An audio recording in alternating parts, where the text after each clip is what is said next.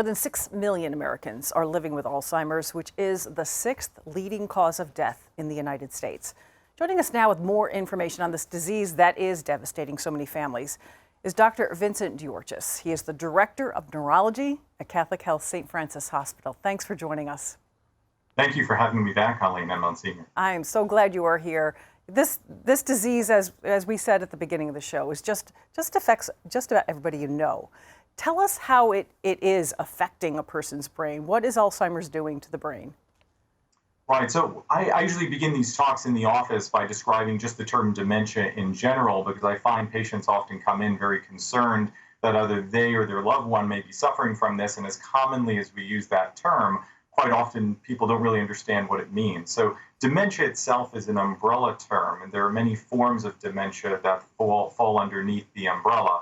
About 75% of dementia, of that umbrella, is Alzheimer's dementia.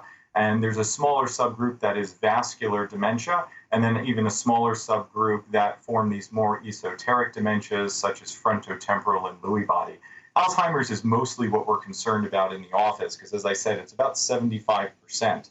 And what it typically characterizes on a pathologic basis is some kind of degeneration of a part of the brain called the temporal lobe. And the temporal lobe sits behind the eyes underneath the brain, and it has a number of responsibilities. The chief ones are formation of new memories, which is why family members will often say, we don't understand why our loved one has such good long-term memories, but their short-term memories are suffering. That's because that's what that part of the brain does. It does short-term memory formation.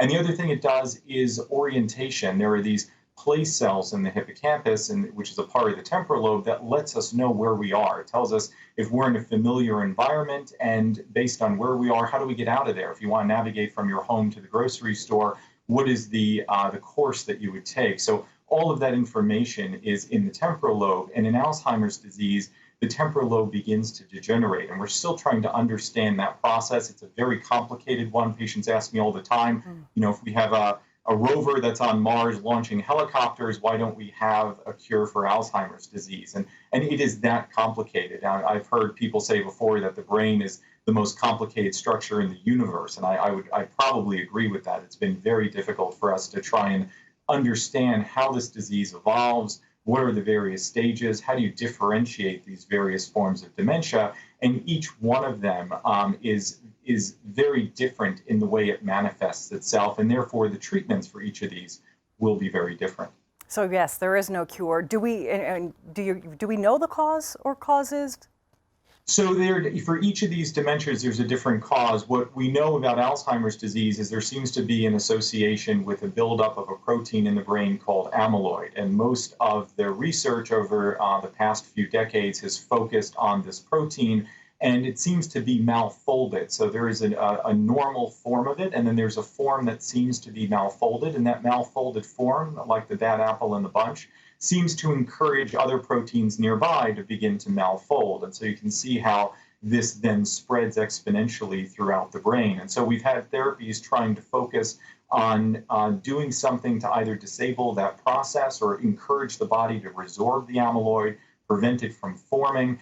And it's been very difficult. There was a recent study utilizing an agent from Eli Lilly that got a lot of press because they actually showed in a very, very early component of the disease state that there was a very subtle, and I mean very subtle, on a scale of 0 to 144, these patients had about 3 points less than the patients who received the placebo. And so we're trying to understand, are we on the right path, or is amyloid just a marker? And the other problem with the research that we're encountering is coming up with some kind of a very objective form of diagnosis. Many other diseases have a blood test or have a CAT scan or an MRI, some finding that you can say this person definitively has the disease and therefore can be enrolled in a trial. Alzheimer's, we don't have that. We have some biomarkers, but they're very difficult to differentiate. Even amongst races, the biomarkers can be very different. And imaging studies are often negative early on in the disease. It's only later stages of the disease where we may find the characteristic features on imaging, and often by that time the patients are not responding to the therapy. past the point of no return. So when you're saying go ahead. imaging, you're saying like MRIs would never. PET scans, MRIs, and we do PET scans from time to time. And a lot of the studies that have been published recently utilize PET scan as a marker. That creates a problem if it ever becomes a standard of care, because PET scanners are not as available as MRIs. Here in Long Island, I feel like there's an MRI in every corner. PET scans are far less common. So if you require a PET scan to make every diagnosis of Alzheimer's disease, that can really put pressure on the system. So for an early diagnosis, you would need to really recognize some early warning signs to go see the doctor. Absolutely. So I always when patients and families come to the office, I always tell them that the diagnosis is clinical. It's really about getting a history, and that is the most important thing. And so what I typically do when I walk into the room is the first thing I notice is who is giving the history. That tells me a tremendous amount of information.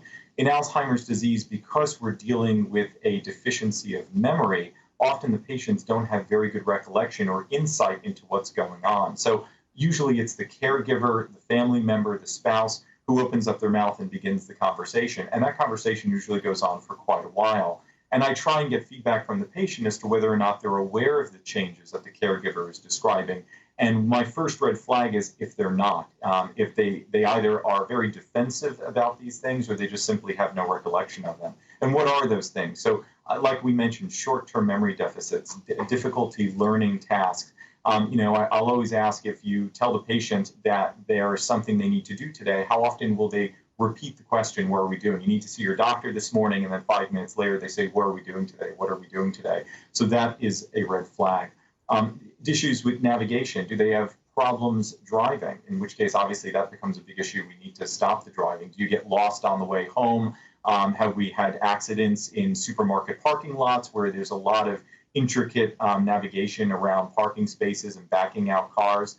Have there been issues understanding where you are if you're in a new place? So sometimes we'll have patients who will travel to a different country across time zones. They become very disoriented. They can't really learn the new place. So those are things we look at. Bill paying. Have they forgotten to pay their bills recently? Have there been difficulty recalling the names or faces of family members or close acquaintances? So those are the chief things I'm looking at. And like I said, the insight is really the number one thing. The patient who comes to me and gives me a whole history about what they're forgetting, I usually think that's probably something else. Patient who comes with a number of family members, one red flag has already been raised. When you diagnose someone, what can they expect in years to come?